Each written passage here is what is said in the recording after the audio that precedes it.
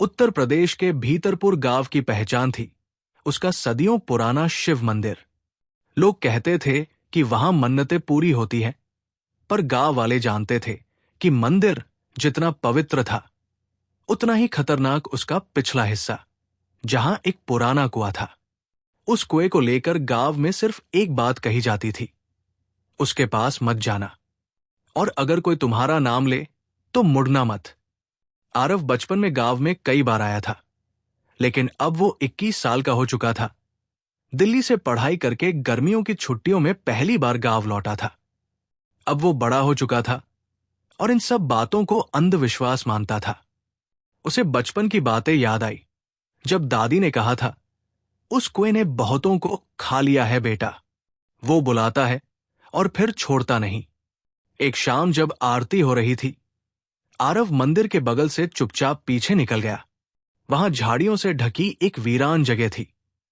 जैसे ही उसने झाड़ियां हटाई, वो कुआं सामने था, काई से भरा, चारों ओर टूटी फूटी ईंटें और हल्की सी मिट्टी में सिंदूर के धब्बे, जली अगरबत्ती पड़ी थी, मानो कोई अब भी यहां छुपकर कुछ चढ़ाता हो।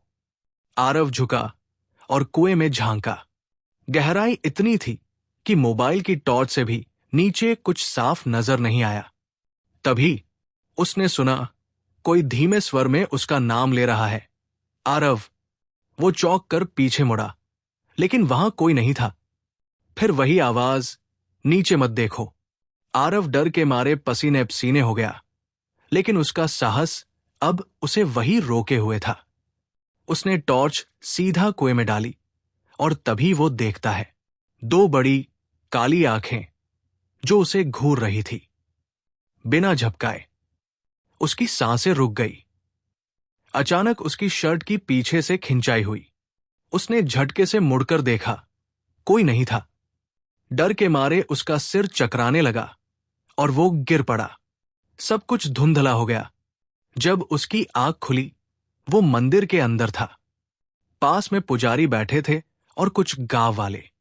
उन्होंने बताया कि उसे कोई बेहोशी की हालत में मंदिर के पिछले हिस्से से उठाकर लाया गया। पुजारी ने गहरा सांस लेते हुए कहा, तू बच गया बेटा, लेकिन सब इतने भाग्यशाली नहीं होते। आरव ने कांपती आवाज में पूछा, वो कुएं में कौन था? पुजारी बोले, वो एक तांत्रिक था। 40 साल पहले उसने तंत्र साधना में वहां कई लोगों की बलि दी थी। मरते वक्त उसने अपनी आत्मा और उन मरे हुए लोगों की आत्माएं उसी कुएं में बांध दी। तब से हर 10वें साल वो किसी को बुलाता है। आवाज उसी की होती है और जो झांकता है वो अक्सर लौट नहीं पाता। आरव अब चुप था, कुछ कह नहीं पाया। उसके होंठ सूख चुके थे और आंखें अब भी डर से फटी हुई थी। उसके बाद वो दिल्ली लौट गया और फिर कभी भीतरपुर नहीं आया। पर गांव में आज भी हर सोमवार को लोग आरती जल्दी कर लेते हैं। सूरज ढलते ही मंदिर के पीछे जाना मना होता है, क्योंकि लोग कहते हैं वहां आज भी वो कुआं किसी को बुलाता है।